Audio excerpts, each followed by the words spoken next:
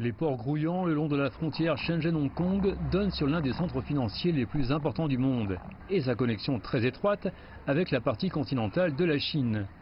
En 2018, selon le poste général de Shenzhen de l'inspection des entrées et sorties de la frontière, 676 000 personnes ont traversé quotidiennement la frontière. Mais M. Zhang, un vendeur local à l'un des points de contrôle, nous dit que le nombre de visiteurs à Hong Kong a chuté ces dernières semaines en raison des manifestations prolongées. Durant la haute saison, de 50 à 80 000 personnes passaient d'ici à Hong Kong tous les jours. Mais aujourd'hui, je pense qu'ils sont moins de 2000. On ne voit que très peu de gens arriver du port. Ceux qui reviennent de Hong Kong font part de leurs inquiétudes concernant la sécurité. Je m'inquiète de la situation ici à Hong Kong. Cela peut influencer mon séjour et ma sécurité quand je vais à Hong Kong. Ma famille et mes amis me suggèrent aussi de ne pas me rendre à Hong Kong dans de pareilles circonstances.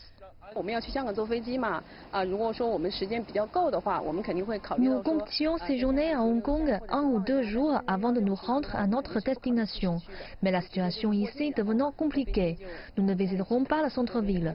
Nous attendrons notre départ à l'aéroport. Concernant les événements qui se déroulent à Hong Kong, nous espérons des relations stables et pacifiques entre Hong Kong et la partie continentale de la Chine. Comme nous le voyons, l'économie hongkongaise décline. Et si les tensions persistent, les choses vont s'aggraver. Le 3 août, les manifestations sont devenues encore plus violentes. Les émeutiers ont assiégé plusieurs postes de police et jeté des cocktails Molotov. Certains émeutiers ont même jeté le drapeau national chinois dans la mer.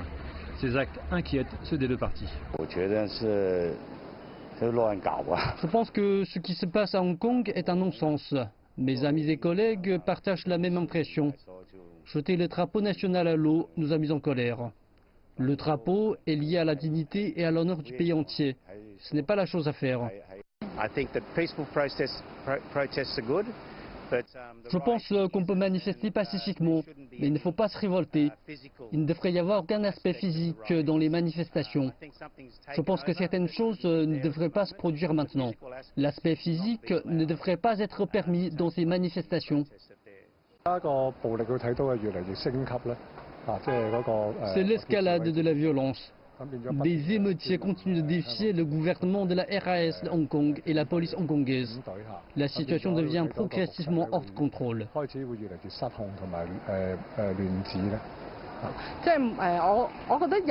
Je pense que les gens ont le droit d'exprimer leurs opinions, mais pas de manière violente.